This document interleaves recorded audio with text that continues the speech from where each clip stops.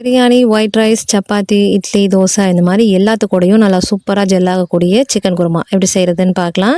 இது செய்கிறதுக்கு ஒரு பேன் வச்சுக்கோங்க. பேனில் கொஞ்சமாக எண்ணெய் விட்டு மிளகு, ஜீரகம், சோம்பு, அப்புறம் பச்சை மிளகாய் இதெல்லாமே போட்டு வதக்கிக்கிறேன்.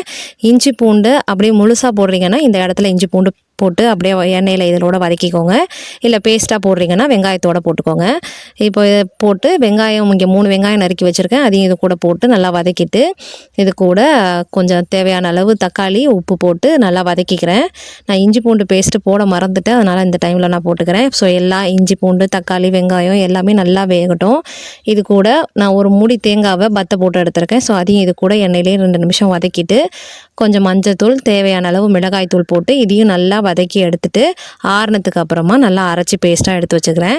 இப்போ ஒரு குக்கர் வச்சுருக்கேன். குக்கரில் ஹோல் ஸ்பைசஸ் போட்டு கொஞ்சம் வெங்காயம் போட்டு தேவையான அளவு கருவேப்பிலையும் போட்டு நல்லா வதக்கி எடுத்துக்கிறேன். வெங்காயம் லைட்டாக குக் ஆனதுக்கப்புறமா நம்ம கழுவி வச்சுருக்க சிக்கன் பீசஸை இது கூட சேர்த்து அந்த எண்ணெயில் 2 நிமிஷம் இதை நல்லா வதக்கிக்கோங்க. இது நல்லா வதங்கினதுக்கப்புறமா நம்ம அரைச்சி வச்சுருக்க பேஸ்ட்டையும் இது கூட ஆட் பண்ணி தேவையான அளவு தண்ணியும் அலம்பி ஊற்றி நல்லா 2 நிமிஷம் நல்லா கலரி விட்டு உப்பு செக் பண்ணி பார்த்துட்டு உப்பு இருக்கா இல்லையன்றதை போட்டுக்கோங்க.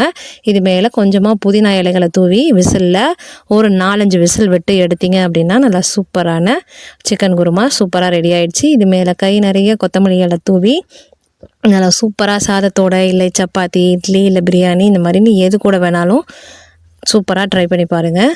நிஜமாகவே டேஸ்ட்டு அட்டகாசமாக இருக்கும். அவ்வளோதான், நல்லா என்ஜாய் பண்ணி சாப்பிடுங்க. Happy cooking.